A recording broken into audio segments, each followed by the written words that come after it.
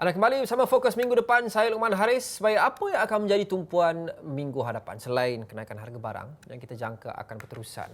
Sudah tentu, ketegangan ataupun ketidaktentuan dinamika politik di Malaysia bukan satu perkara yang baru, bukan satu berita yang segar. Tetapi kita mungkin menjangkakan kerancakan dinamika politik negara ini akan meningkat semakin hampir kepada PRU15. Ada yang mengatakan ia akan diadakan tahun ini, ada yang mengatakan tahun depan. Itu kita tidak tahu. Tapi apa yang kita tahu secara pastinya, semakin hampir dengan PRU15, semakin terasa hangat bahangnya. Baru-baru ini PAS sebagai contoh menawarkan Datuk Seri Tajuddin Rahman untuk bertanding di bawah tiket parti itu dalam PRU akan datang sekiranya beliau tidak lagi diterima oleh UMNO. Datuk Tajuddin sebelum ini digugurkan selaku ahli majlis tertinggi. Kita ada juga kecelaruan pemilihan PKR yang sedang berlangsung sehingga ada laporan polis yang dibuat, yang difalkan, dan juga ada juga pemilihan cabang yang dilakukan lagi sekali. Tapi antara yang terbaru adalah hari ini Presiden Parti Warisan Sabah, Datuk Seri Shafie Apdal, mengatakan bahawa parti itu sanggup bekerjasama dengan siapa sahaja yang menang PRU 15 walaupun jika ia Barisan Nasional atau Perikatan Nasional seteru tradisi mereka. Ini kata Shafie. Saya dah katakan ya daripada awal, contohnya kita bina ya parti kita. Ya. Sama ada Barisan Nasional, sama ada Perikatan Nasional, sama ada Pakatan Harapan di peringkat nasional yang ada. Bila ada rakyat buat keputusan, kita kena hormat keputusan rakyat. Ya. We cannot be just denying the right of the people in this country.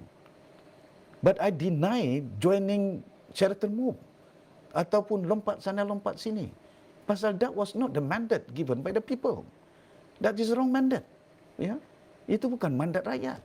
Itu salah tu, ya. Tapi selepas pilihan raya, bila ada rakyat putuskan, itu kita lihat.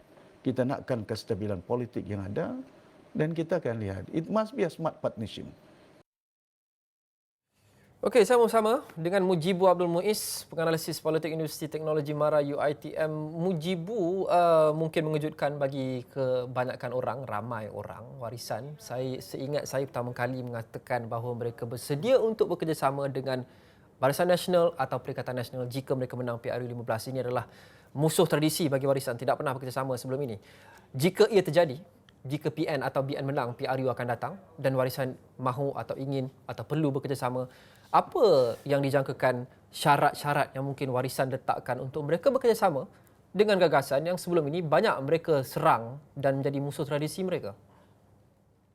Ya, terima kasih Luqman atas jemputan pada petang ini ya. Saya juga terkejut dengan kenyataan tersebut ya, dan saya melihat kenyataan itu daripada dua perspektif. Apakah perspektif warisan ini bercakap tentang kerjasama strategik dalam konteks Barisan Nasional ataupun bercakap di peringkat Sabah ya, yang di mana kita faham di Sabah ini ada satu parti yang bersifat kenegerian ya, Gabungan Rakyat Sabah itu yang barangkali mungkin lebih cocok untuk diperkatakan dalam konteks warisan ya. Cuma bagi saya lah ya, cakap-cakap tentang sebuah kerjasama strategik yang melibatkan selepas pilihan raya ini barangkali satu tindakan yang oportunis ya, dan mungkin akan backfire kepada parti warisan itu sendiri yang pada satu ketika diterima oleh rakyat Sabah disebabkan melihat bahawa perlunya naratif baru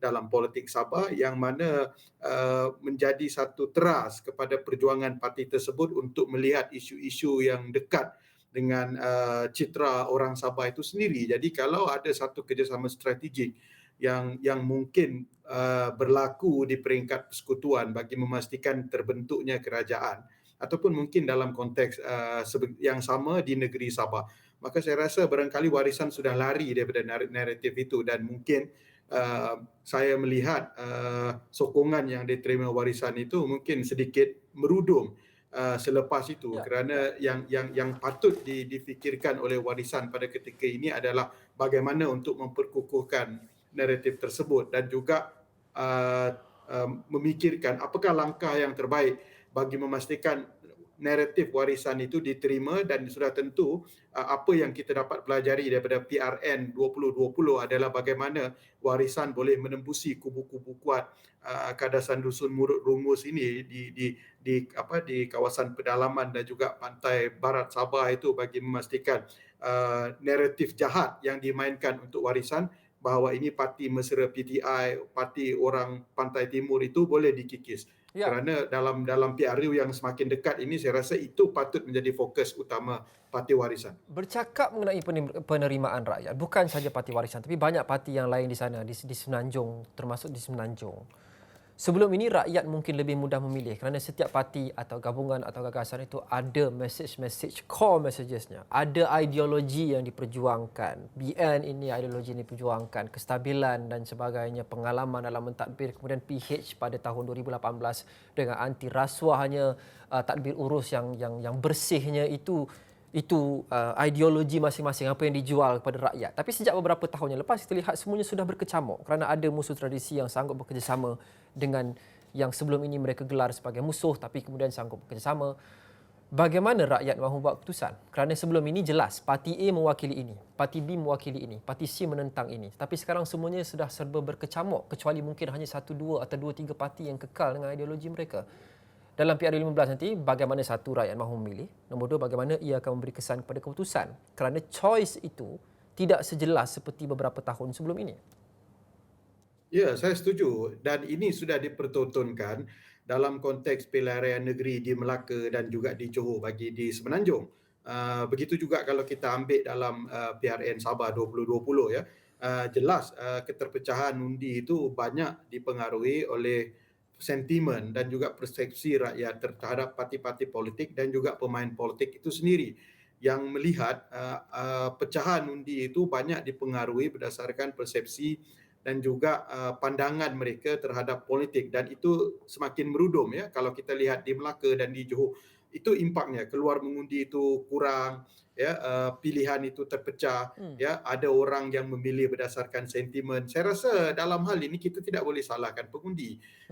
Dan juga walaupun kita kata ini dilakukan oleh orang politik berdasarkan itulah dinamika dan falsafah permainan di dalam politik itu, yang melihat segala-galanya dari perspektif kepentingan dan juga kemahuan yang perlu terhadap politik angka itu melebihi segala-galanya, kerana tanpa angka yang munasabah sukar untuk mana-mana parti memperoleh kemenangan, apatah lagi untuk membentuk kerajaan. Jadi saya rasa dalam hal ini parti politik sendiri juga tidak boleh terlalu melihat kepada kepentingan untuk menang pilihan raya semata-mata dan sanggup menjual prinsip prinsip perjuangan itu melebihi segala-galanya, kerana saya rasa untuk jangka masa panjang parti-parti politik juga harus memikirkan bahawa kemenangan pada hari ini juga perlu dikekalkan kepada momentum masa hadapan, dan yang paling penting rakyat yang semakin terbuka, maklumat yang semakin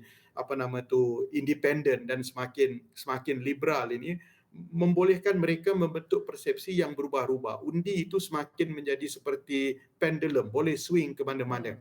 Dan kalau ini berlaku, parti politik sebenarnya menghadapi satu dilema, dan dilema ini lebih banyak menyentuh tentang prinsip, integriti dan juga perjuangan dan ideologi parti itu sendiri, yang akhirnya nanti yang masalah adalah parti politik sendiri, kerana rakyat akan membuat pilihan secara taktikal, secara berpecah-pecah seperti ini, dan akhirnya tidak ada parti-parti politik yang akan memperolehi majoriti yang diperlukan. Atau worst case scenario, mungkin parti lawan boleh menang disebabkan kelemahan parti-parti tertentu, dan ini berlaku kalau kita tengok di Johor, di Melaka ya, bagaimana undi yang rendah, kemuakan rakyat terhadap politik itu akhirnya memberi kemenangan kepada Barisan Nasional, di mana status quo undi mereka itu tidak berubah dengan 2018, dan ini tidak memberi refleksi sebenar kepada keputusan pilihan raya. Dan bagi saya ini adalah satu isyarat yang salah dalam mana-mana pilihan raya, dan akhirnya kerajaan yang dibentuk itu tidak memberikan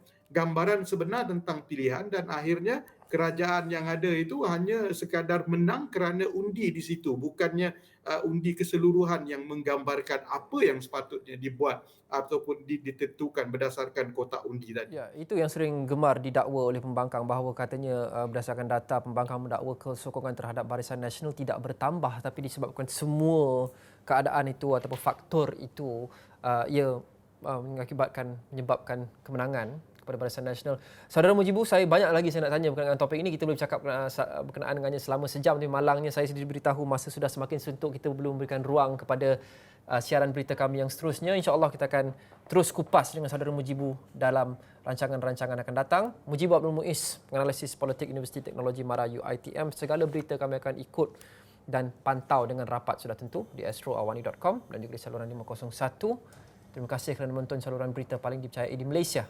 Saya Luqman Haris. Assalamualaikum. Kita jumpa lagi.